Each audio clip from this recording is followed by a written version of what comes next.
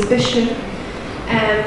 I am a resident and curator at 1A Space. 1A Space opens this open calls annually, and this year they selected my proposal. We did the opening on 23rd of March, which has 3 performances, which you can see the video performances now, which took place at the 23rd of March.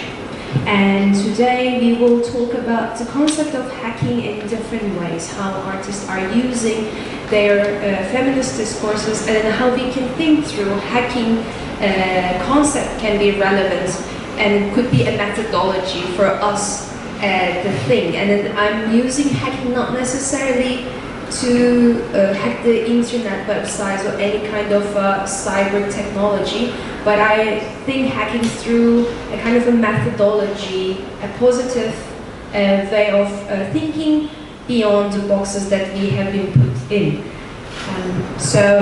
Today, 2 of the artists from the exhibition will join us for the conversation, and because I'm also a resident in Hong Kong, I wanted to include Hong Kong-based artists and scholars and researchers. So Denise Tang and Sonia Wong will be joining us. Thank you. So before our conversation, please come and then just join me. I will briefly read about your biographies, and then so let me just briefly introduce our speakers, and then we will not give you like an academic lecture. Actually, it is more like talking about their practices and their research and how they are. And I will try to speculate their practice and then how we can engage with the concept of hacking through their practices. And next to me, you see Nitschke. She's a performance artist and researcher, and then her lecture performance is just standing in the middle. And so I will read her biography. She's a performance artist, researcher, and theater scholar and Foley artist. She's based in Bochum, and then she studied scenic research and theater studies. Nitschke researches on internet phenomena of the current cat image cultures, and thus poses urgent questions about our world and life, with a focus on dealing and researching about both feminism, web feminism, cultural appropriation, heteronormativity, gender sensibility, representation, and self-representation. In 2013, she founded with Knut Schutz their agency for applied performance arts, which moves between clear service, art, and communications techniques of self-help, empowerment, and the intimate event. Together they work at the performative oracle collective called Meine Wunschdomain, which performs visions for a utopian and solidarity future. In addition, she's interested in political performative thinking formats for everyone, which are concepted together with Caroline Kapp and Eva Busch. And next to her, you see Sonia Wong. She's a Hong Kong-based artist, writer, and a film festival organizer. She received her PhD on lesbian identity and sexuality formation from Lingnan University in Hong Kong. In 2013, she founded Real Woman Hong Kong, the first and only independent film festival in Hong Kong devoted to promotion of female created films and artworks, as well as gender equality and awareness in society. Wong published her first bilingual poetry collection, Unseen the Lasting, in 2015. And next to Sonia, we have Göksu Kunak, aka Tse-Shang, and her lecture performance was there in the video. And let me introduce her briefly. I'm so stupid to constantly say she. Actually, she prefers to use they or sie. Also sie performed the text and lectures at Bad Brussels in 2016, Stadtsprachen Festival 2016, Poesie Festival in 2017, and many more different lecture performances he created. And besides their artistic practice, She writes about arts and dance and performance. I lost my line, sorry. Göksu's chapbook number 225 has been also published by Belladonna Collaborative in New York. And at last, we have Denise Tang, Professor Dr. Denise Tang. Let me briefly read her short biography as well. Denise is an assistant professor at the Department of Cultural Studies at Lingnan University. Tang's research focuses on gender and sexualities, film and media representation, urban spaces, migration, youth programs, and service delivery. And currently, Tang's projects are listed as follows: a comparative study of marriage equality discourse in Japan, Hong Kong, and Taiwan, aging and lesbian bodies in Hong Kong, Taiwan, and Singapore, migration of Hong Kongers to Taiwan, and everyday spaces and oral history stories in Wong Estates, Hong Kong. She teaches undergraduate and then graduate courses on gender, sexualities, bodies, intimacy, Hong Kong studies, and introductories in sociology or cultural studies now also.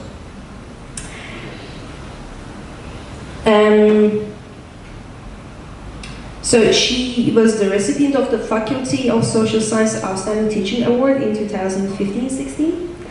And apart from academic work, she has been extensive background in program management and advocacy in the field of violence against women, juvenile justice, queer youth, abortion issues, mental health, substance use, and HIV and AIDS in Canada and the US. She was the festival director of the Hong Kong Lesbian and Gay Festival in 2004 and 2005, and guest program creator for Women Make Waves Film Festival Taiwan in 2014. Thank you so much for joining this conversation, and I'm so happy to have this conversation. Thank you. As I said at the beginning, I really don't want to make it more in an academic way, but I am willing to hear your research and your practices, and then how we can think through this hacking cultures and then hacking practices. If you're not directly linked with this, I would like to speculate with the concept of hacking, and then just thinking through this feminist discourses and how we can use the tool of hacking to have a different way of shaping our concepts. So you're next to me, so let's start. Yeah, lucky me. Yes, so I just what I really like about the idea of hacking is, I mean, the internet is very huge, and there's so much very great information and different information that we are used to. They are not so rational and academically, but they are talking to us or approaching us in a different way.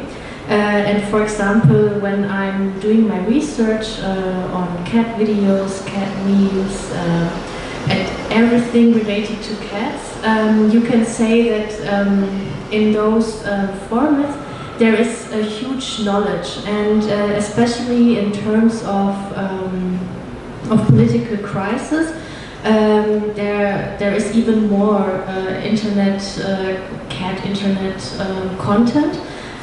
For example, there have been some very tragic, big tragics in Belgium, for example, and the government said, or were asking the people who are living in Belgium not to share things on the internet anymore, and not using their how to say, not share private information anymore, because they were investigating there, and it was a very how to say, very intense situation. And what people did was somehow someone started to just take it as a challenge, and they were starting to post cats on the internet. And so it was for 24 hours, whole Belgium was just posting cat videos and cat photos, And through this ceremony, so to speak, or this ritual that they were doing, they were somehow getting along with this very intense and very hard life right now. And you can find actually a lot of situations like this. I mean, probably one of the very famous ones is like the pussy hat, like when this tragic happened of this new so-called president of the US, people were like referring to knit a pussy hat, and pussy is also just like another word for cats somehow. And also like you have this very nice saying of cats against catcalling. So catcalling as a description for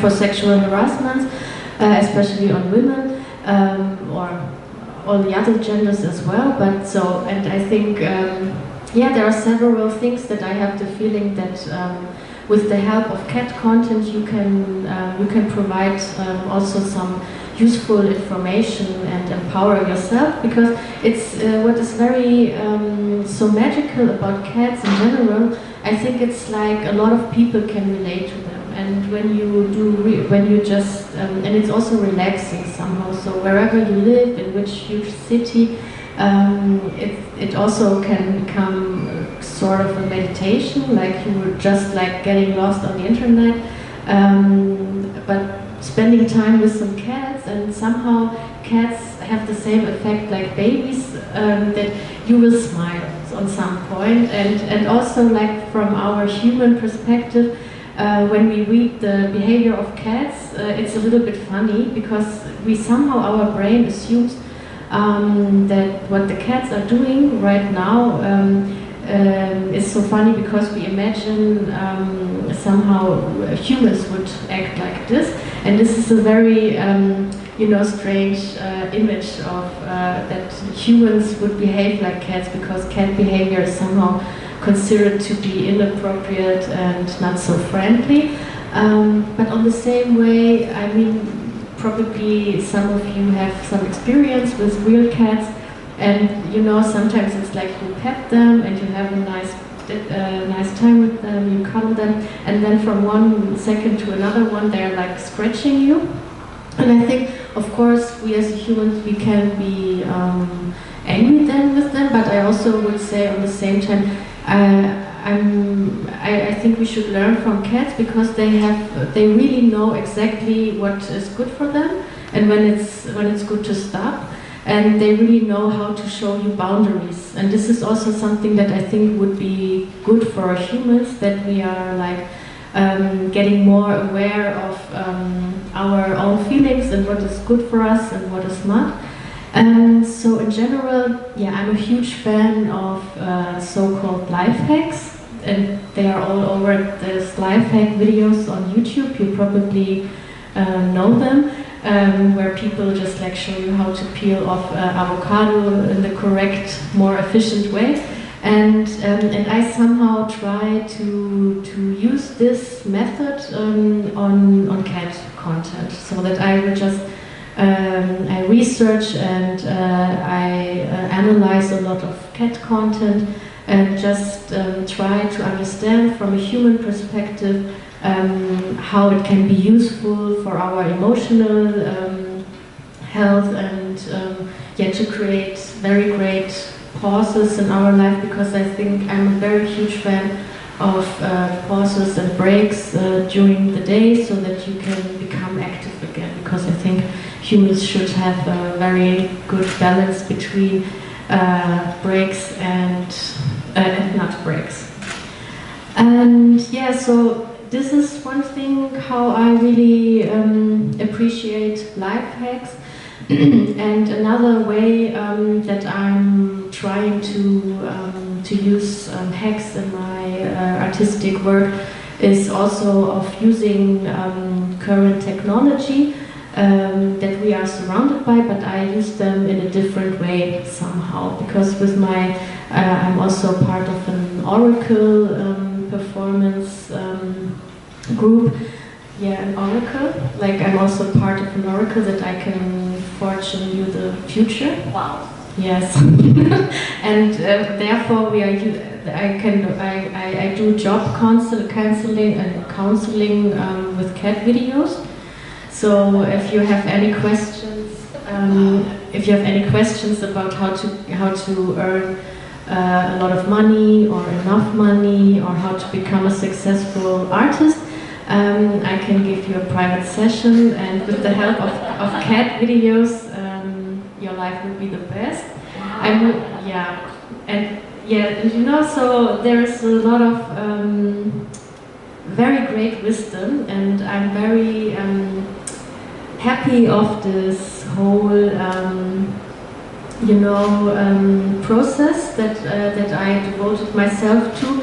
I've been doing this since 2012 or 2011, and you can just it's never ending somehow, because there's still, right now I'm really sure there's just new cat content on the internet that I need to analyze, but of course it's the internet, so it's waiting for me, so I'm really happy about this as well. And what else can I say about my teacher? Is there something else that you want me to say? Well, we can also continue to questions. Okay. Yeah. Because I think so for now I gave you a short insight of my perspective of life hacks, cats. all the nice assessments. Yes, of course. I'm also a cat lover and cat things, and all the accessoires that I'm wearing, they are actually gifts of my friend. And I'm also a huge fan of getting or receiving gifts. And I'm luckily that I have a pin that says "Cat Against Cat Calls." I have some very nice earrings, and those earrings actually looks like the cats that I live with. I'm a happy person to live with real cats, but I also have to say that real cats are not like internet cats. There is a huge difference, but still both cats are super fantastic. But the internet cat is somehow very cool to hang out if you're, for example, allergic to cats, because sadly there are people who are allergic to cats, and so poor you. But I'm so happy that you have access to the internet, so you can spend the time with cats, right? But that's nice. So I would just give it to you. Oh, okay. So should I talk about the work that I do? So just now from a very brief chat, because I'm not much a internet person. I'm not a techno person. I'm completely the opposite of a technology person. I actually remember the first, I won't say my computer was hacked, but my computer was infected with some malicious virus that is sexually transmittable virus. It's remember in the early days of the internet, they always, virus always comes with either it's because you go onto a porn website, or that when you're infected, they will always show pornographic content. And I remember when I was in secondary school that I got my first computer, and it was a time when commercial domestic use of home use brought internet service is actually more affordable. And then we got the internet, and then I don't know what I was searching, but I clicked on something that should be a bait, and then I go onto a porn website which I cannot turn off. And then shortly after, my first computer was fried, and I still have nightmares about my computer being hacked, and I guess that experience, I still remember the day I saw, on that day when my computer was hacked, and I was from this, I guess it kind of, so I am not a technology person. I'm very allergic to that in a sexually transmittable way. And so when Tse-Shang and when 1A Space, when Eugenia was inviting me to talk about to be on this, it included in this chat about hacktivism and how hacking has also to do with like biopolitics, and I was kind of course like shocked and not know what to do, and I do not know what to say, and so I'm like finding like old news like to share with you. But then like when I was talking with Tse-Shang before the talk and after, like going through all the performance lecture as well as the exhibition like work, I kind of like Tse-Shang told me that hacking is not only about like hacking onto someone's computer. It's not about like having that kind of technological intelligence or literacy, which I do not. It's also about breaking boundary and finding new ways of like doing things. And from the cat video like lecture that you give, I kind of learned that like how actually there are a lot of things that can be said through like a new way. And so you were saying that how cat video are actually, they kind of can embody like different kind of messages, how it could be like a way of talking about very serious idea or like giving people serious advice, but through a more humorous or through a less offensive way. It's actually when you talk about how people were trying to imitate the behavior of cats.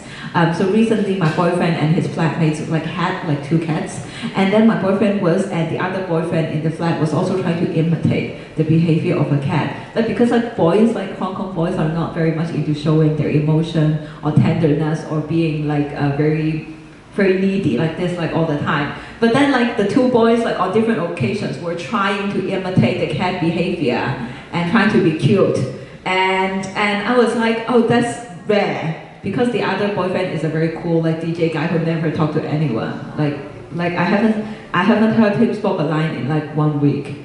And so he's like not much a talkative person. So how it is like breaking boundaries, I was like, and so like how it relates. So I was thinking also how would I be qualified to sit here and talk about things. And I think like I kind of consider like when I think of like hacking in this sense, then I kind of like have a new way of viewing like the work that I do, because I always think I'm doing multiple jobs because like there is no career for me and that I do not have a stable job and I cannot earn enough money to support my living from one job. That's why I'm thinking many. So this is like more usually the way of me or my mom understanding why I'm doing so many things at once. But for me, kind of like deep inside, of course, I know that they're all related. Like when I write poetry, when I do like journalistic like interview of like, I don't know, people, when I teach or when I do my art or do my art festivals, actually all of them are me trying to find ways of communicating what I want to say to people. And so I guess there's also a kind of hacking, because I guess my participation, for example, in the local poetry circle would be to bring in the female body experience for them, because I remember I didn't know that there is such a lack in like discussion about female body experience or the female voice in local poetry, because there are a lot of prolific female writers in Hong Kong that are very, very famous and important. But then there was one time when I was invited to a poetry gathering, and then I was sharing one of my poetry, and of course like there is just one other female poet apart from me. And okay, I was like, that's rare. I thought there were a lot, because like in the literary magazine I saw a lot of female poets, but then they don't show up. And I was wondering, why do they not show up?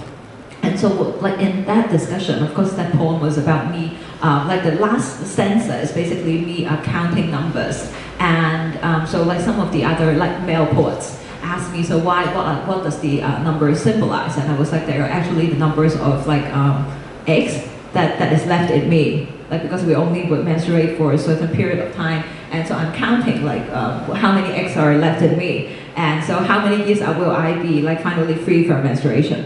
And so I was like doing that count, and I did not say that this is like I am counting my egg like 250 or something like that, right? No, I didn't do that. But so they were asking me this question, and there was a discussion about my body experience that they do not understand, or that they're pretty hostile to this kind of like very ambiguous, or they're very hostile to like them not being able to understand, and me refusing to be more explicit in my poetry, I mean, at least. And I was thinking, so there is that tension between me being pigeonholed as a female poet, that I can only talk about female stuff, and then being like universal, like representing universal human experience.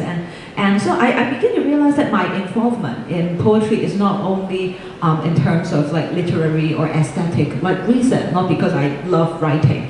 it's also like there is a thing that I'm doing is how do I bring in a discussion or awareness of like female experience like through my literature, or that even like I was like there was a one super odd time where I was, because I do not have like a proper job, and I was so desperate, I was not actually forced, but I was persuaded to take on like teaching a course called video games study. And I'm not like a technology person, as you all already know. And so I was like, so how do I do it? And because I also know that when I walk into the classroom, I know that they're all boys, like, you know, they're like 95% are boys.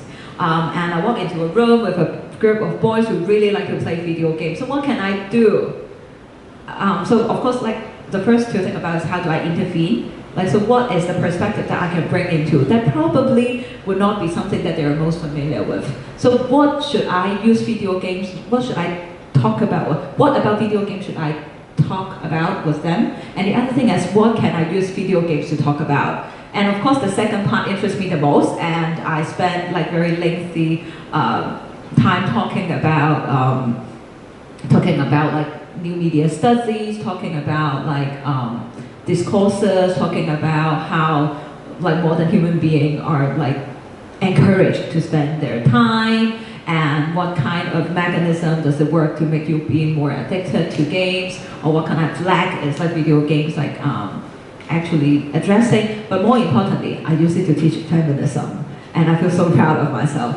And I kind of realized, like from all my experience working like kind of odd jobs, I do kind of realize, especially from my experience like teaching video game study, is actually it is not about what you have to teach, but what you can use like what you're teaching to say.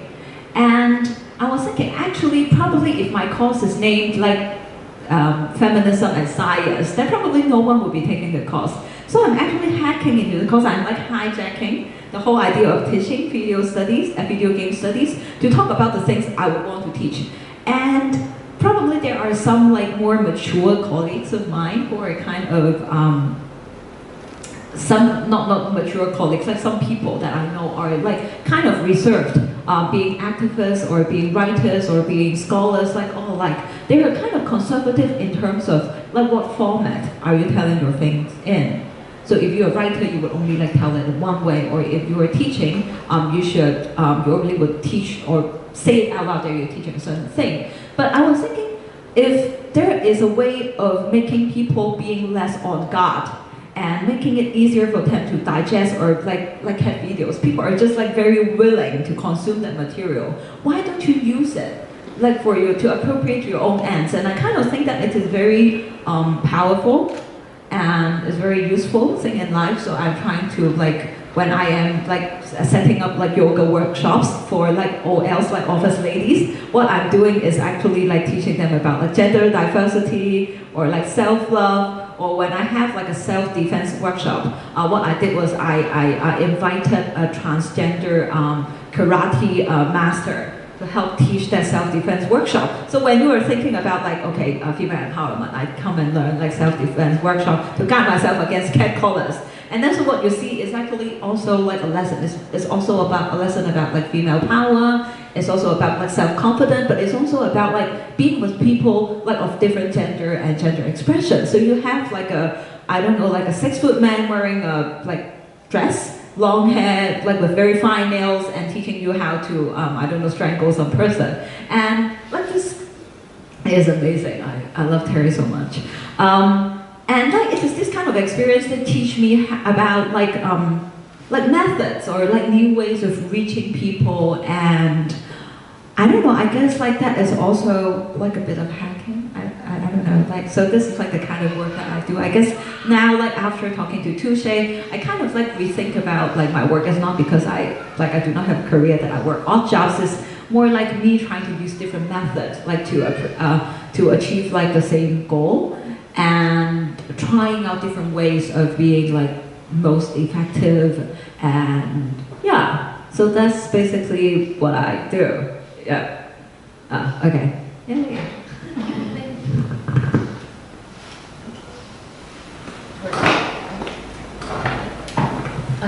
Now, yeah. First of all, thank you very much, Tse, for inviting us all. I would like to start with that. And I write poetry, flash fiction, fiction. I do text-based performances and lecture performances. I started.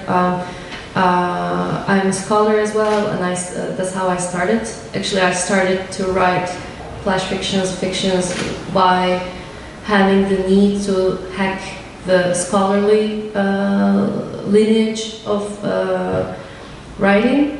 And I would like to start with a short collage text of mine that I generated using the lingo of weapon industry web pages, porn web pages, mainstream porn websites, as well as toy websites and beauty products, whitening creams. And after that, I will continue. I will share two things that I have encountered recently, and I would like to finish with a short text, a paragraph that I wrote about my work.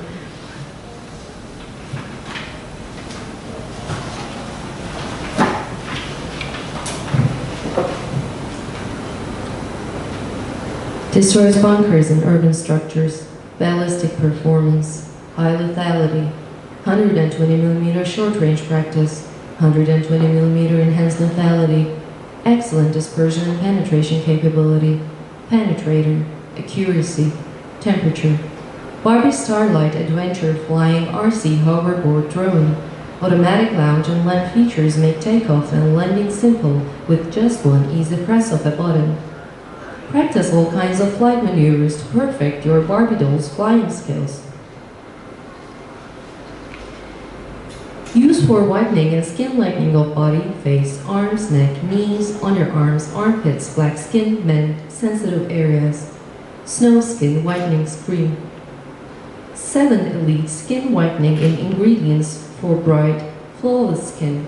50ml bottle. Authentic Relevance Advanced Whitening Facial Cream with TA Stem Cell and Placenta Intensive Repair. Apply this homemade skin lightening cream on your face before sleeping and see the magic. Kissable brightening.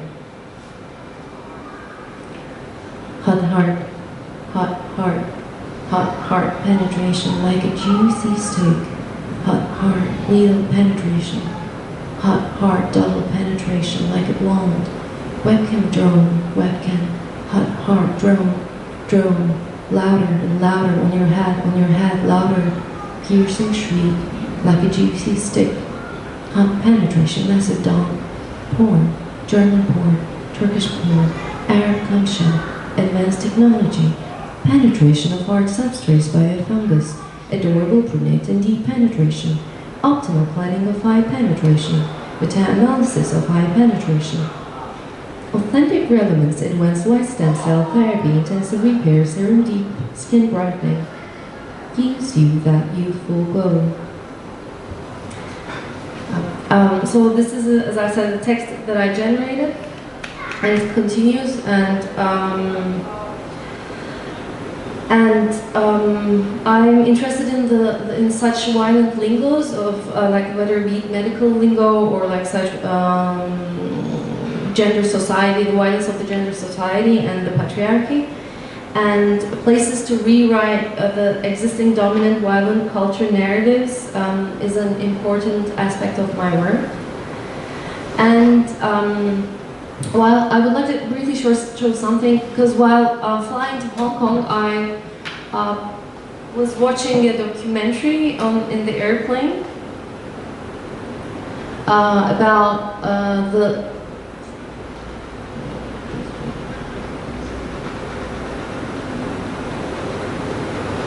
So this is called this is a series called Year Million, and this one is about immortality.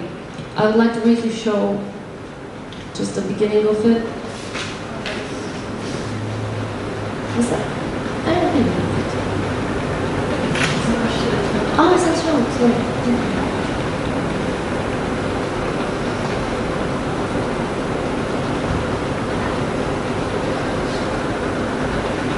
So meanwhile, maybe I'll just give a brief explanation of the documentary. It's I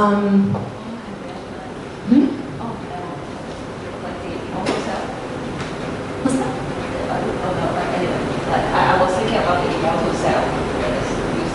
No, this is another one, but this is also related with it. And this documentary is about the possibilities in the future, that how we will become immortal, but by sending nanotechnology robots into our bodies and totally. Yes, maybe we can make it bigger.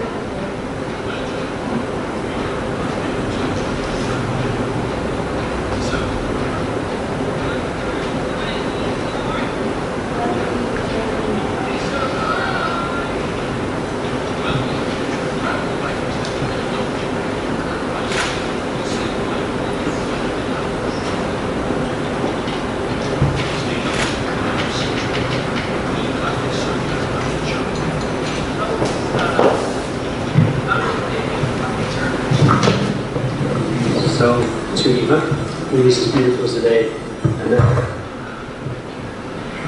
Adding centuries to your life will radically redefine how you view relationships, work, childbirth, and the fabric of society itself. So I was,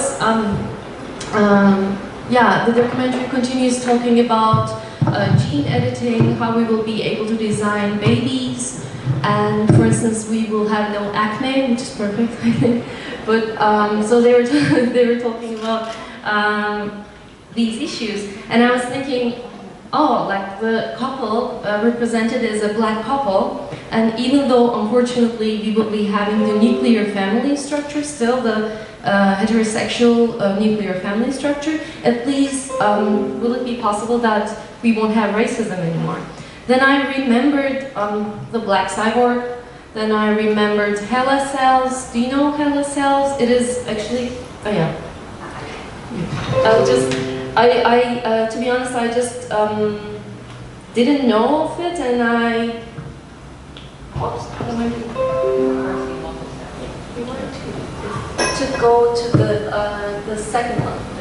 The playground. Yeah. So this is.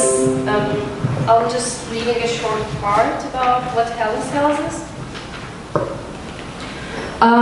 In 1951, doctors at Johns Hopkins University Hospital in Baltimore, Maryland, took a sample of cancer cells from the cervix of a young African-American woman named Henrietta Lacks for use in their laboratory. In line with the medical conventions of the day, the doctors took Lacks' cancer cells without her knowledge or consent. Lacks cells thrive in the laboratory, continuing to grow and reproduce at an amazing rate. Researchers had been trying to grow human cells for decades, and the so-named HeLa cells were the first to survive immortality outside the body. In the stories that circulated, HeLa cells were personified. First, she was celebrated as a rescuing angel, and then vilified as a contaminant once her cells had invaded other cell lines, and her race subsequently became news. And this is a part of the text by theorist Gina Brown. Sorry. And so, like, while certain bodies are used to experiment on, while certain bodies are used to do experiments, when they become the test animals for the white able bodies to use certain products and to prolong their life, I was thinking like there would be also this unfortunate gap of digitally uploadable, upgradable, perfect bodies, white bodies versus the immortal slaves, whether it be in the Chinese market or Turkish market. So I was thinking about these things, and I'm like, really skeptical about this type of future, wondering who will be able to really reach out to those possibilities of longevity.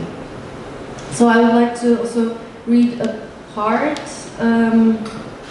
paragraph that I wrote that are totally linked to this thing, because I would like to add one more thing, that I really believe that heretics of touch is an important part of totally hacking this problematic society.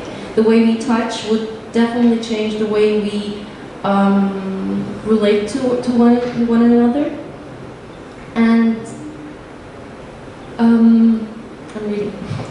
As a queer, non-binary writer, performer, and scholar who grew up as a secular Muslim in Turkey, I'm prompted by thoughts on queering time and using such tactics in relation to queer performance and dramaturgy. Words shape thoughts, time shapes our existence in the world. Although we are way beyond modern linearities in our post-whatever-it-is world, most reviews, essays, and academic texts continue to be the representatives of linear progress narratives. Firstly, this creates a problem of access. If my grammar doesn't exist, if my accent, my hybrid Pidgin Creole language is a turn-off for the institution, how can I still talk about, say, micro-stories, science fiction, or queer studies? Secondly, this creates a problem of neglecting the new possibilities of spatio-temporal imaginings. Is it possible to utilize a new grammar, a new format, a new way of thinking in the frame of the institution?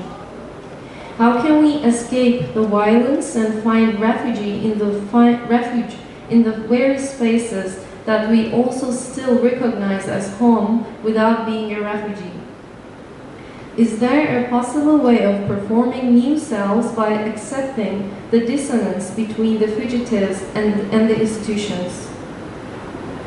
How do we play with the timing of a text, also the timing of the bodies, as you both mentioned, and how it prepares us? If we don't believe in the idea of progress, then how do we write and structure a text? And as Audre Lorde said, the master's tools will never dismantle the master's house. Thank you.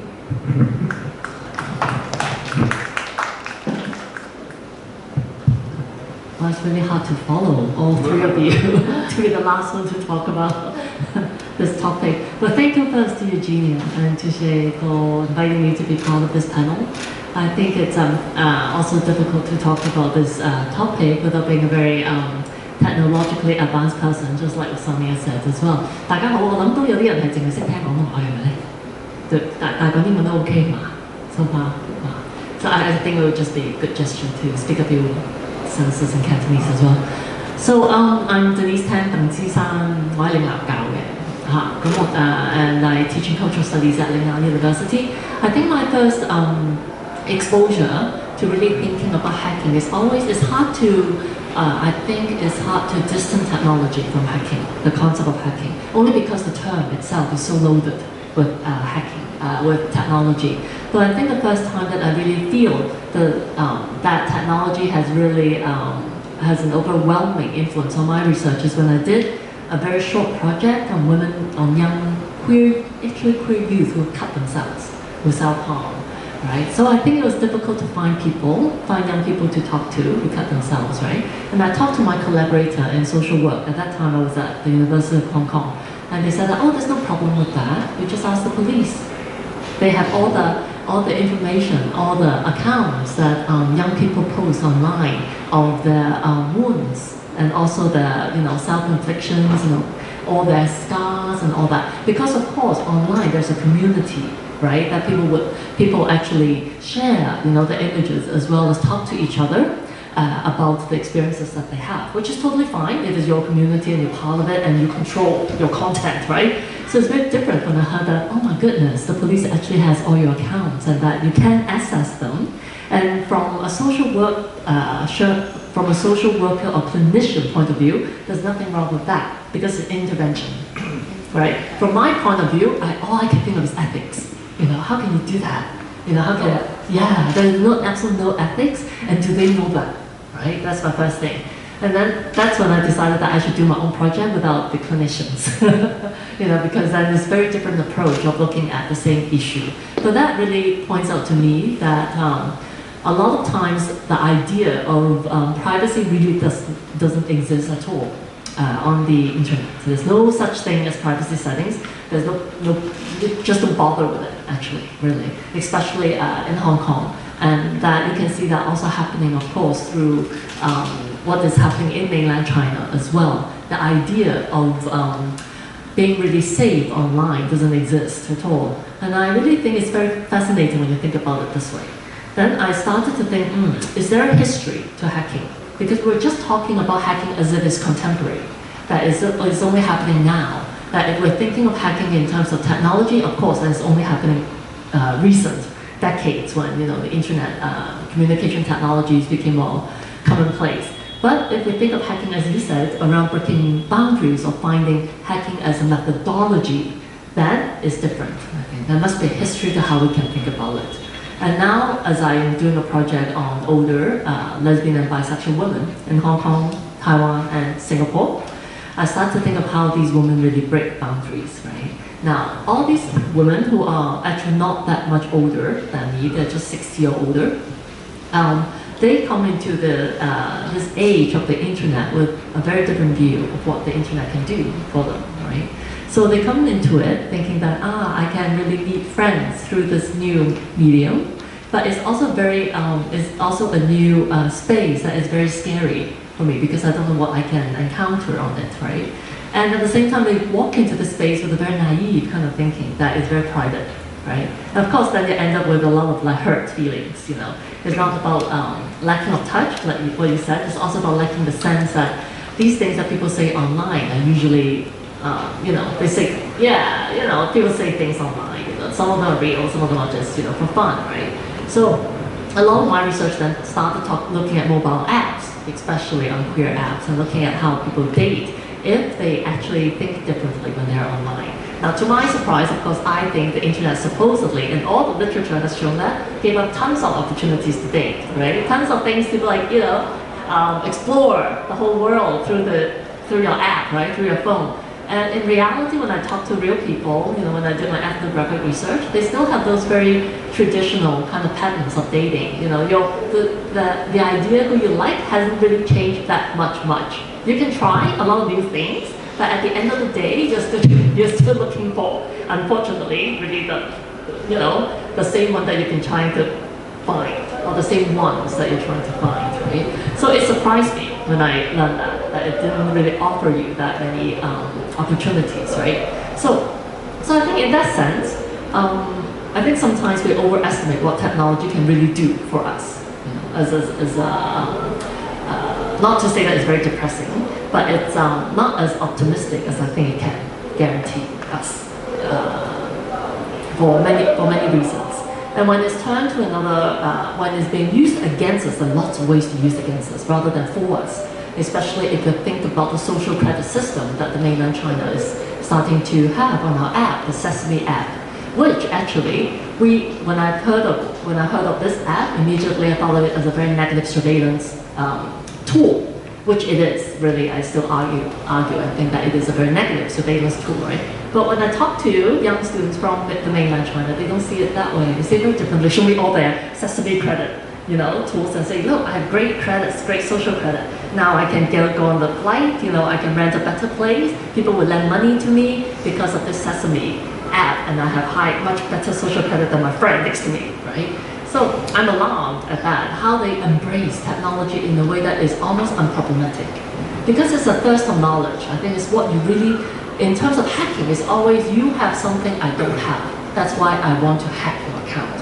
And I want your politics, I want your body, I want your identity. That's why I hack you, right? So in the same way of thinking, these kind of social credit tools work, you know, because it's all about competition. And it's all about I want to be better than you. And that if I'm not better than you, I will never move ahead. And that is the world, I think, in the mainland. You know, that we often forget that it's really a very cutthroat kind of world. That they are in a way that they're always competing for resources with the state and with each other all the time. So I try to understand it that way, not to make sense of that surveillance tool, but to actually understand where they're coming from, rather than to say that they are being innocent or naive in adopting these kind of technologies for that. So I'm glad I'm on this panel today to just to start thinking, I think, about these issues, you know, what it really means across generations, because I think it wouldn't be fair to really talk about hacking or technology just framing it as something that is very contemporary without a history, because it does very much of a history, and it affects, I think, queer bodies very differently across different cultures, but also regionally, but across different generations. Yeah. So maybe we can start talking along all these points today. Yeah. Thank you so much. Thank you so much for each positions, and then just talking about your personal experience and researches. And if you want to add something, yes. I have a question. Yeah. It's actually a question that I have been asking to myself, and I'm curious about like what you are thinking about it. But this is something that this is only my way of thinking, of course. But I remember. Do you also remember like when I was a kid, we had this class in Turkey, course called the citizenship class, and I totally remember we had a book. And the first page was about the family. So it was saying like the smallest core of a society is family, and it is like the atom of the society. And therefore, I really think that if we can change the understanding of what family is, instead of this nuclear family, heterosexual normative family, if we can change. If you can become maybe, if you can have a chosen family, different types of relationships. That's why I was thinking about like when you were talking about apps, this idea came to my mind, but that people still look for certain ways of doing it, creating relationships around themselves. And I was thinking if we start rebuilding the structure of family, which is also going back to touch. And I think it is so important because in our families, I grew up like that, don't touch this, don't touch that, you should touch like that, you shouldn't touch this person, you should do this like that. And these things affect the way we communicate with each other. And I think it's not a coincidence that we are all really bound to our phones because we are touching it a lot. And there is this notion of touch already. And I was thinking about like, I'm thinking about this, but at the same time I don't have, of course, concrete ways of changing this idea, notion of family. And I was thinking, how do cats relate to this, or how do you, in your own work, or how do you think about this, creating new types of families, new types of relating to each other? Yeah, of course I can totally relate to it because you probably know about this so-called cat lady, and she's apparently, I would say most people would say it's cool to be a cat lady because what is this woman about, or this human? It's a woman who lives alone. She doesn't commit herself into some kind of relationship, like she refuses those categories of family, and that she has to be pregnant. So because mostly this is what women are expected, that they will give birth to a child, and I think it's very interesting that those cat ladies, they are considered to be freaks somehow. So they are not appreciated as much as I think they should, because what you can see is there's an autonomous woman that is self-independent, who can afford her own house of living or flat or whatever, and is having fun in life and sharing her life with, she's having companionship of a cat, which is a really good thing. There are a lot of studies how cats especially are comforting us on emotional level, like their snoring is really relaxing us, and they're giving us a lot of happy feelings, like serotonin and dopamine is constantly produced being around them, and it's in general just like, it's because we are all social humans, but sometimes we cannot appreciate the companionship of another human, so it's good to hang around with an animal. And so I think there's also this idea of living a different life, and furthermore, I would also like to encourage all parents that are having children to also add a cat to this family structure, because in general it's really good also for the child, because the child can be a very close friend to a child, and also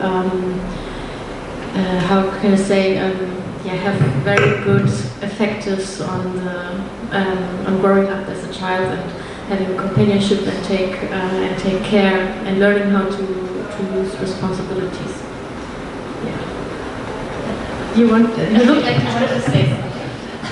Really, it's so obvious. I was thinking about the figure cat lady, how to link it with what you said around maybe even queering the family structure, right? Now, if we think about the cat lady as someone who is like a queer, let's use queer woman first, and I hesitate using the word queer sometimes in Hong Kong because it doesn't have the same currency as is used in other parts of the world when we say queer.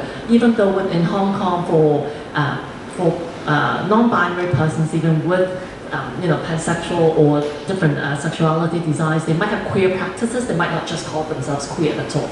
But I think the cat lady is interesting as a figure to study, because I think a lot of older lesbians who I've interviewed live alone, in their own lives, and some of them feel lonely and they have cats. Very lesbian type thing. Some of them don't, but they live that life assuming that it's very that they don't know what living a long life is whole in many ways.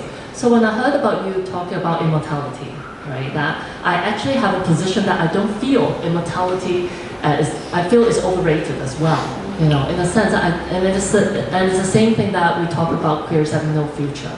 But by saying that I don't feel we need to live forever, it's a way of being very also kind of arrogant and privileged to say, I don't want to live together. But I really don't. I really feel it's much better to have a great, short, glorious, glamorous, whatever queer life than having to always just thinking about being immortal. You know what I mean? Yeah. Just before we started talking, I was telling this to Sonia. I told you, Lee Edelman, for instance, has a book called No Future, and until a certain point, I was so like that, no future. As queers, we shouldn't think about the future because it's or queer or other. Maybe we don't want to use the word queer, but I think we shouldn't think about the future. It creates a certain lineage that is already problematic. It goes back, exactly.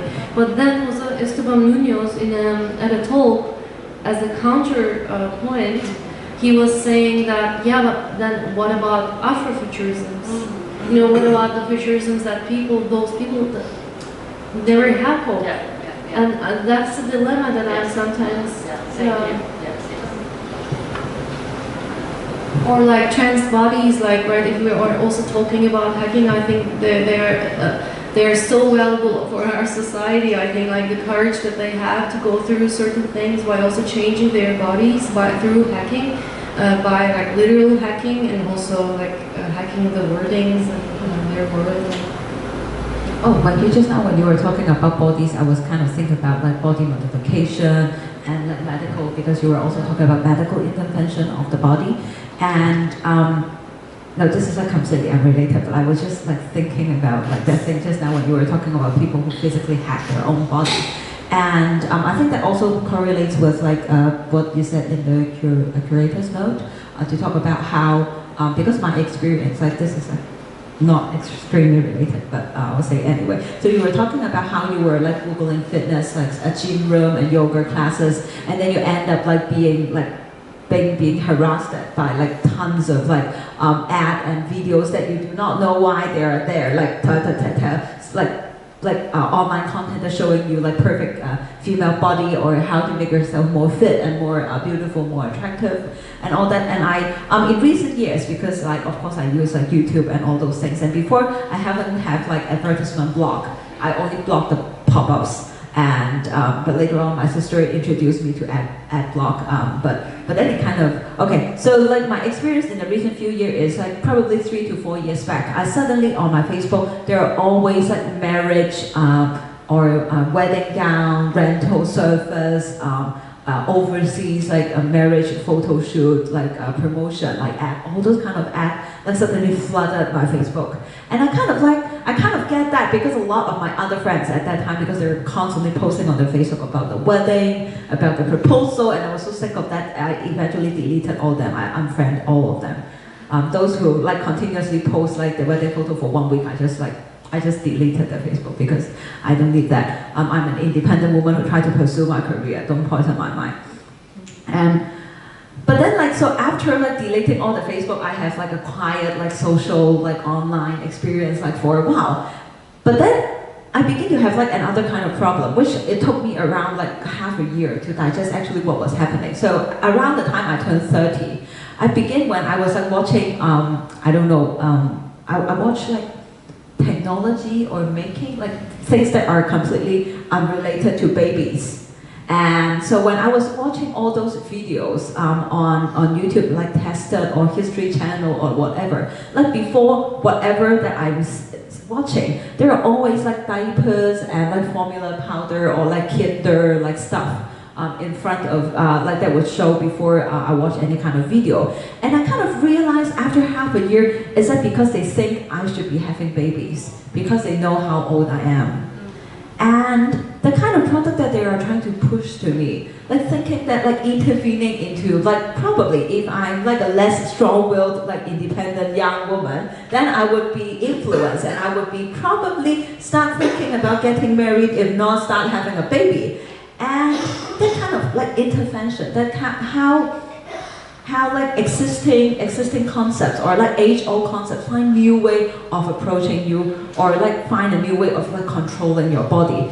That also links like to what I've been thinking about, because I've been going all to those art events, and then I saw there are of course like extremely confident like wealthy women who age like in the way that they can control, and they age like in a way that they appreciate. But there are also like another group of very young women who dress in a particular way, and they have strikingly similar faces. And I was very, very shocked, and I was like very, very disturbed, because increasingly, especially in Hong Kong movies, like in recently, there are a lot of women, younger like actresses who I do not know their names, and they have very similar faces. And I was thinking about the dilemma of like people being able to control how they look like. I was like thinking about the same thing when you talk about if in the future we can edit our DNA, if we can have means of controlling how we would look, would we still want to look black? Would we still want to have like yellow skin? Would I still want to have like a flappy tummy, or like shorter legs, or like being only like 5 feet tall? Like, if we can choose how we look, of course on one hand is people being finally be able to free themselves from what they are born with, which is like an immensely like is a blessing like for some people. Like we should not force people to properly quote unquote like be fine with how they look like or what they are born with, or like be satisfied or be confident like or be content with what they are born with.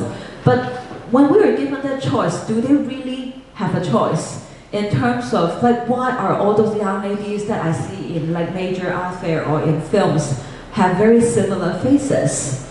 are they feeling more confident, or are we, like in the times when we think we are having more option, we're having more control, we have more chances of experience like new things, we're actually being like still trapped because our minds were hacked in advance. And yeah, so I was like thinking about like the like plastic surgery, and of course like all those like technological intervention, like technology being the need for like existing ideology or new ways of control, like having a firmer grasp of us, like sort of like a more pessimistic like view of the whole thing. Yeah. Yeah, what I was just thinking, or would like to comment on your thoughts, is, I mean, of course, humans, they highly appreciate if they are accepted by society, and so there's this big desire of all of us just being like, you know, you're okay. That's basically everything that that we are looking for. And so on the other way, that's the problem of all this heteronormative society, that we have this somehow artificially made goal of becoming, getting a family, get a boyfriend, and so on. So it's and that's the problem, because I think on the other hand, there is no problem with having a family. It's not a problem to live in a heteronormative relationship, to have children. It's wonderful to have children. I think what's the problem is that there is no diversity accepted of this, and that there is so much judgment or misunderstanding about the diversity of genders, diversity of different living conditions, or different lifestyles, and that also there are queer families, there are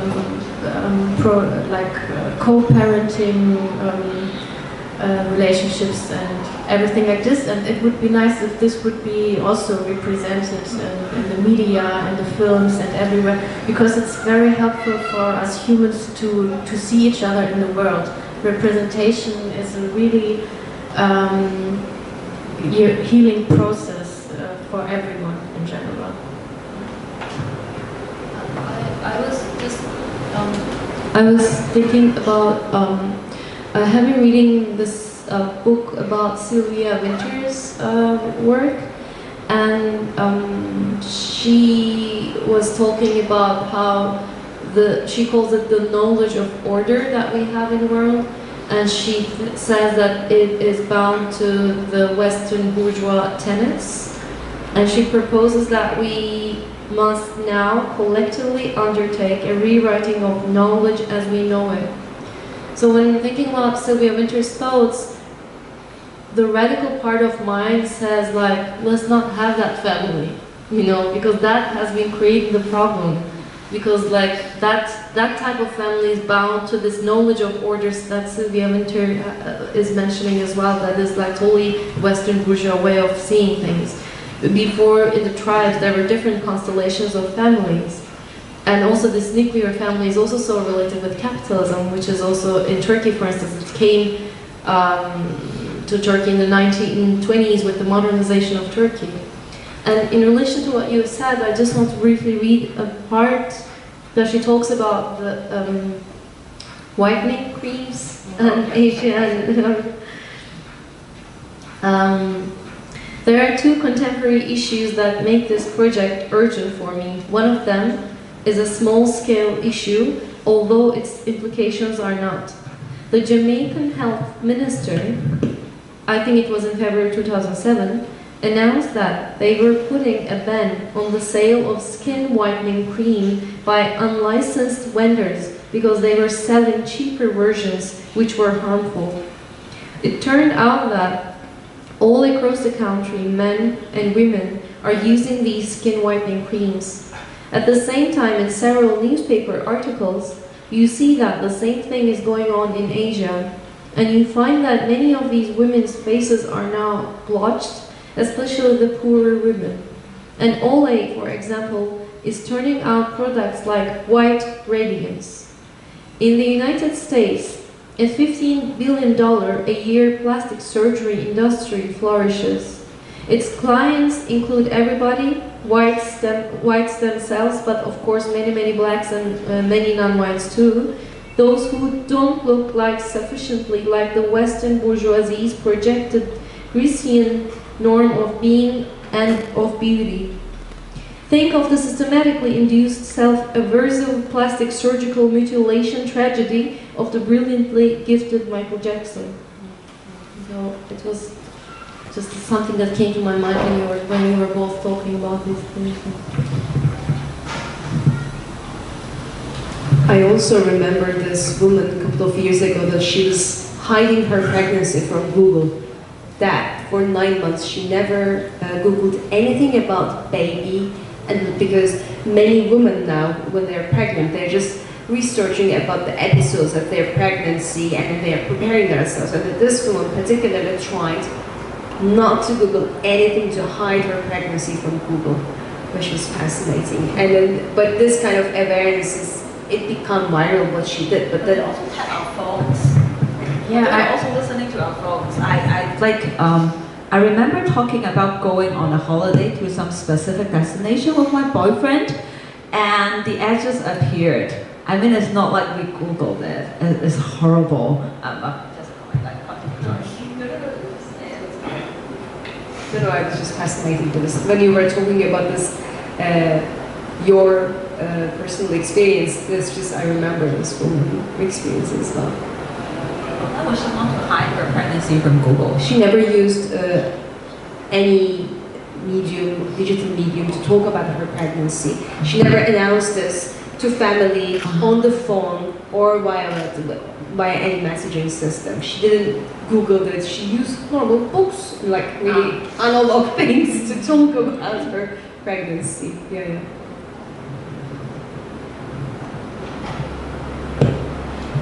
Yeah, we can continue hours, I think, this topic, but would you like to join our conversation? Do you have any questions? Anyone would like to share anything or ask a question?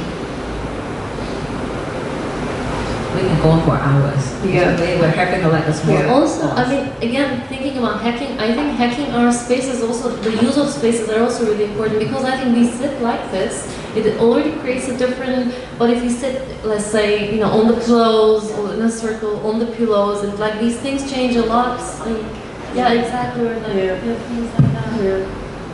Yes, and I remember like Denise study of lesbian space, like how because some poor lesbians, younger lesbians, they do not have access to paid space. Of course, how on one hand, because of they utilize some sort of second floor space, or there are not ground floor shop fronts for appropriate those space or alter the use for those space to create lesbian exclusive space. But on the other hand, about how, of course, there are other studies about let's just say gay men appropriate the streets, or they appropriate certain entertainment facility, but also how young lesbians appropriate or enter a space let's just say a shopping mall or a park or other spaces to make it their own, how we're changing the usage of let's just say because of, but also working around so what you were saying, how we work around certain kind of limitation, and they can view those carrying serious message about a tragic incident. I remember how a friend, I was reading from an article because recently I'm preparing for an article that is about quote unquote LGBT hangouts in Hong Kong, important spots, and how before because in the I forgot when my history is very bad, but before male homosexuality was decriminalized, actually they cannot officially have any kind of a gay entertainment business. They cannot have a bar, they cannot have a club, they cannot have anything, and so they appropriate a lot of public space. And how they maneuver in those spaces, and how they try to protect themselves, and how afterwards, after it was decriminalized, they were able to open shops or entertainment spots or social hangouts for LGBT people. But then with internet, it actually kind of undo the whole thing. like because people are now relying on dating apps and they're no longer in touch with like they do not need like a physical space to interact with each other. And for a lot of friends, because they also use like they use, of course, like younger gay men, they use a lot of dating apps, and they said that this is actually, of course, the discrimination is still there, but it isn't more rampant in a way because you can't see that person and you are not touching that person. And my friend was like making a joke because he is in Hong Kong, like LGBT in Hong Kong gay circle, mainstream gay circle. They were saying that they don't like fat like gay men and they do not like sissy gay men. And so basically, when he posts his own photos on like dating apps, so he won't get anyone to like contact him on Grindr. And so he was saying that when he take off his photo and just put his measurements on, then like a lot of people were inboxing him and liking and like show interest in him. And I was just thinking like how there are like accidents, and if we were trying to like maneuver around like limitation, there are possibilities, but also how like a lot of the times like losing that like real touch. And I especially appreciate like what you talk about, like so what is the motivation behind people embracing certain kind of technology. And yeah, I think it's really, really fascinating when you like look at the people behind the screen, like, or people behind the action, like why people would want to do such a thing and to see the limitation. It's not because there's internet and people suddenly become like extremely shitty human being, because there are shitty human beings out there and the internet giving them like a platform to like probably be the worst of themselves and for you to be able to see them like doing things. And yeah. I was just wondering, maybe in terms of hacking the society, changing the society, at this point, speculative fiction, imaginings, and proliferating them online, and kind of hacking lifestyle, not lifestyles, but hacking certain notions of certain tenets through games. For instance, games, you know, there are story writers for games, right? Like these things can be different tools to regenerate certain notions in the society. Other questions?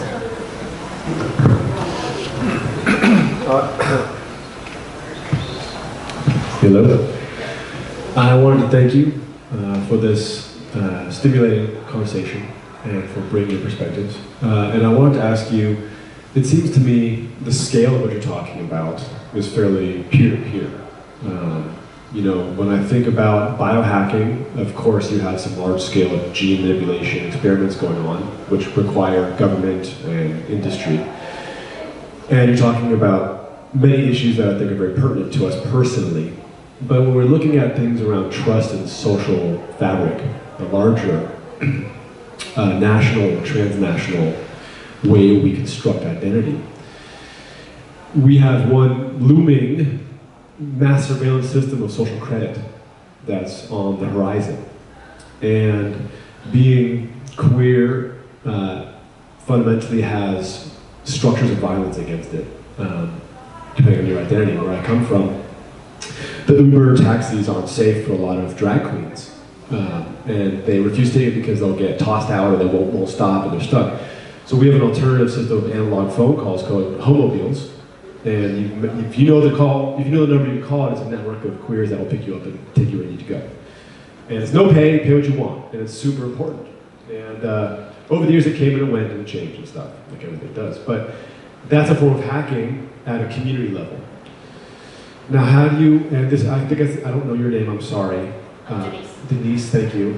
Denise, perhaps since I really came to this question when you were talking about trust and issues around that. How do you see things like the national social system, the national credit system, factoring into this idea of identity and existing when it fundamentally is like a hegemonic and patriarchal and like Confucian, basically, philosophical structure?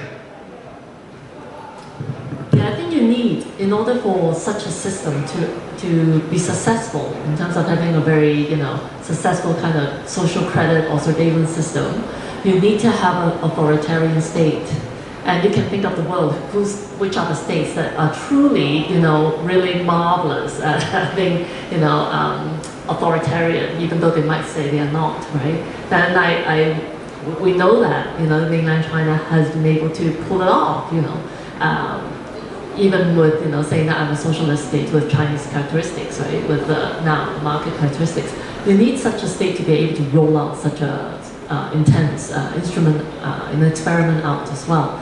But the interesting thing for me is the other way around, is how do citizens actually subscribe to this kind of ideology and the resistant efforts to it, right? And I think it's very difficult because China is so complex and so complicated, and that there are always resistant efforts in every part of it. But it's just not officially being able to make it onto the media all the time. But if we look at certain citizen media that exist, online, of course, if you know where to find it, then you can see that there's always resistant efforts going on all the time, right? So rolling out this kind of social credit system is not as easy as we think it is, and I think it's more, it's also more useful to look at the resistant efforts at the same time, rather than just seeing it as an overwhelming, overarching, totalizing environment that is all bad, right? Why do people put their trust onto the state? The state must have done something in some ways, that benefits certain pockets of people, which is what makes the state successful currently, right? So what did it fail, and at which point did it make it worthwhile?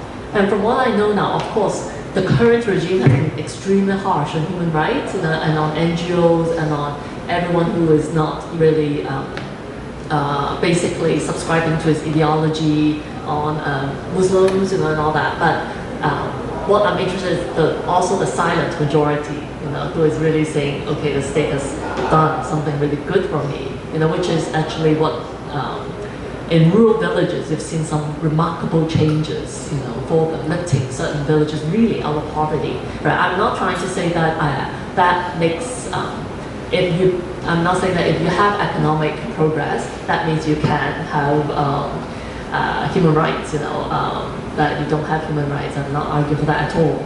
It's just, I think it's a more complicated thing than we can really understand right now with the limited information we have in media. I think it takes a lot more to go deeper into it. My fear, of course, is how Hong Kong is positioned in this whole social experiment of it.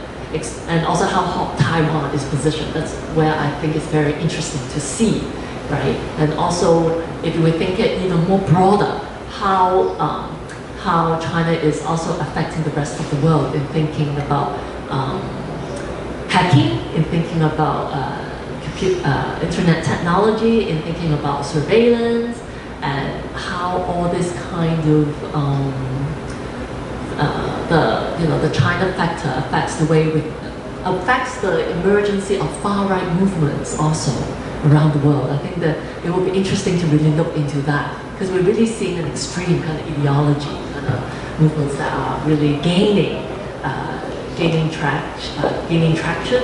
At the same time, you see history repeating itself over and over again. So that's my fear, of course, in wanting to know how it's going to pan out. May I follow up with that? I'm sorry, if somebody else has a question, I'll gladly pass the mic. But to follow up on that very simply, the idea of repetition and this kind of national and resistance, I mean, what looks to me is that it's an issue of trust, right? They're trying to make an issue of trust by saying these people are trustworthy because they follow these certain life protocols on debt repayment and social actions and following the rules. But the reason that trust is lacking might stem from the Cultural Revolution and the history of being vocal against family or against friends. And that's kind of academically one of the critiques of the origins of this concept. But this, again, just feels to me like it's just a more transparent data use for telling on people, And I would love to know specifically if there are ways that you see the resistance of this social meritocratic, that's not the right word, but social judgment system finding their place. I mean, is there a specific way that you see as an effective way to combat this experimenting? I know it's tricky and maybe no. Yeah, I think it's tricky, but I think Hong Kong can play I think Hong Kong can play a role in it. In terms of, if we think of Hong Kong already as an experiment, yeah, which is, if we think of it, you know, there's some scholars who said that Hong Kong basically is China's experiment, you know, playing out with a little bit of democracy, giving a little bit of sweet things, you know, just to test how people would react. And yeah, I mean, I think there's definitely no one solution that you can go against that deal. And it's too complicated, actually. But I think you have to go back down to really, as you said, the origin of what it means to be, what it means to trust another person. And I think if we take, and there are cultural and historical factors to how we trust people, and also a philosophical underpinning to how we trust someone as well. I would only trust someone if someone is truly, even like, I think the notion of kindness needs to be really dismantled. Because I think even in a lot of Chinese philosophy, I think money and kindness and trust and all of these values may not always be positive values in many ways. Yeah. Why I'm saying that is I've been doing a lot of reading on why kidnapping children has been historically allowed, and there's nothing wrong with kidnapping of a child, which has really grappled me for the longest time. You know, like, yeah, like the selling of children, yeah, the buying and selling of children in order to continue your lineage has a long historical, you know, reasons for it. So that's why in recent years, you know, you talk to a lot of people, they would say that it's not safe to have your child in mainland, and that it's better to raise your child in places that, like in Hong Kong, where it's safer. I've talked to a lot of my colleagues from mainland, and they would say that why they decide to work here.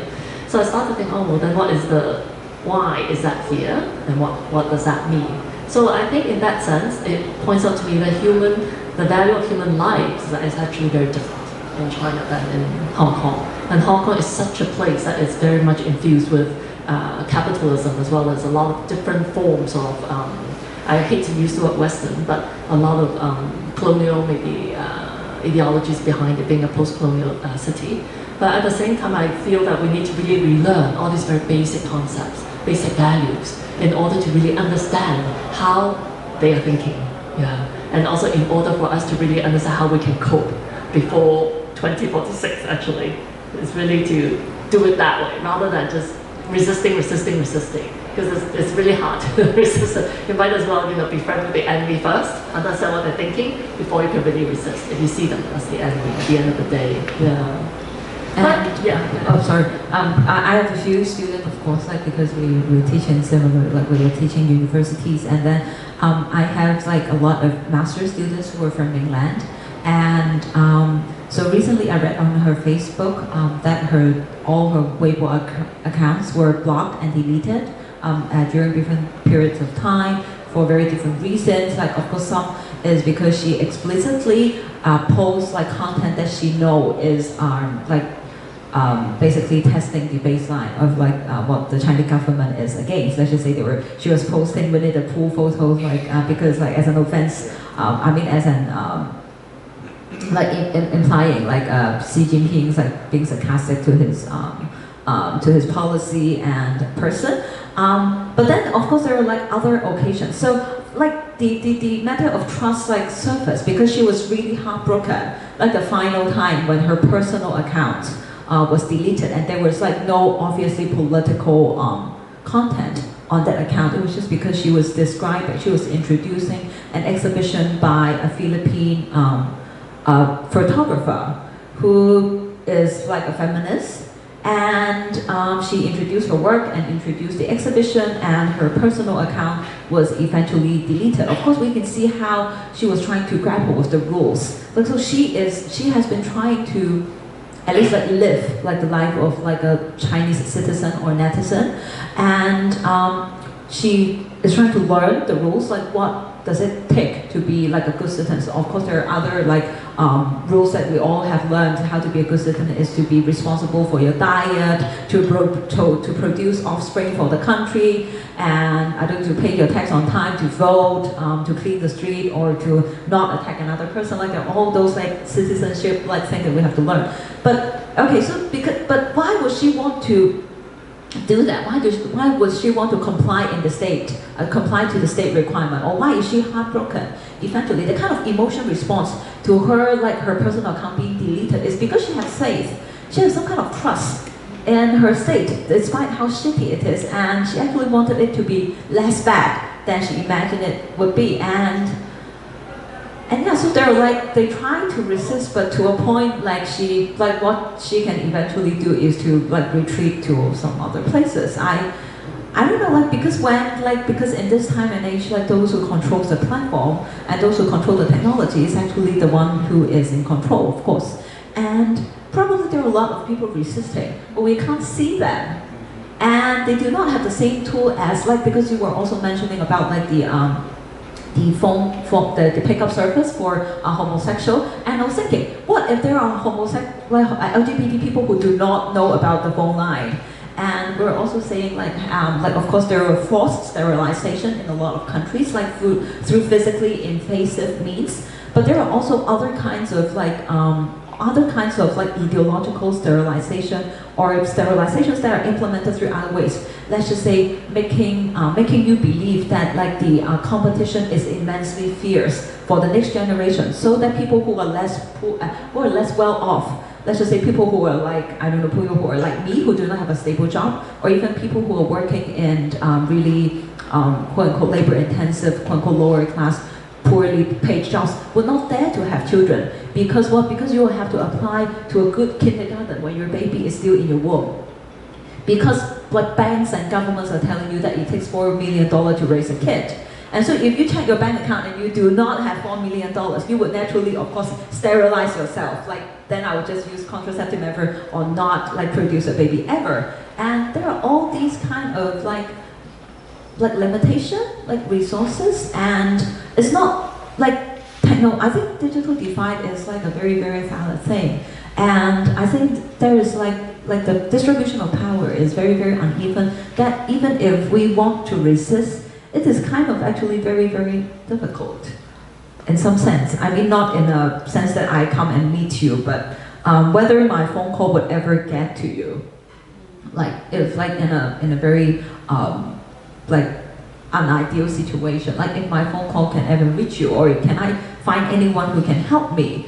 I think I recently have like an experience because because of some traumatic experience, I have that phobia, or I made the decision of not ever wanting to get pregnant, like no. And so I was like searching online, and I do realize there's no information that can help me as an unmarried woman who is not old and not having a baby, not having had a baby. There is no information online that can help me to get like sterilized.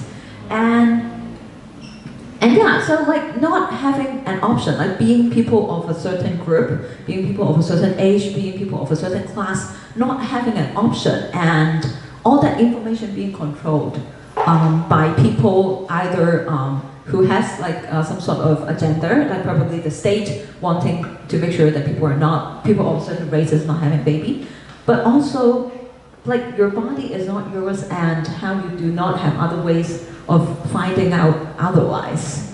Yeah, like I'm not very good at organizing it, but like all those thoughts, like thank you for your questions, actually, they're very, very stimulating. Just as a footnote, I remembered when you were saying that, like, you know, there are no researchers about a woman without a partner, like having a baby. A friend of mine, a trans non-binary artist, they would like to have a Barbie,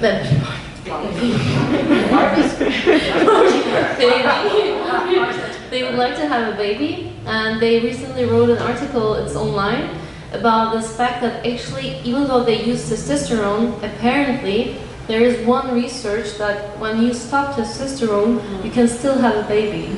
But these researchers are like really silenced, because of course they don't want trans people to have babies, you know, to reproduce. And at the same time, there are also only few researches. Like most of the researches are done for like able bodies and women. You know, there's no possibility for a transgender person who uses different hormones, and they don't have enough help from the doctors, because the doctors wouldn't know what would happen to their bodies because of the lack of the researches. So it was just a footnote with no, like in relation to what you said. Well, because we had to continue with this public program with the audiovisual performance at 7, I want to thank here at this point, although we could have continued this discussion many hours. But thank you so much for your contribution. Thank you for asking the questions. And well, we will continue at 7 with the audiovisual performance of Elisa Cook and Korhan Era. Thank you so much.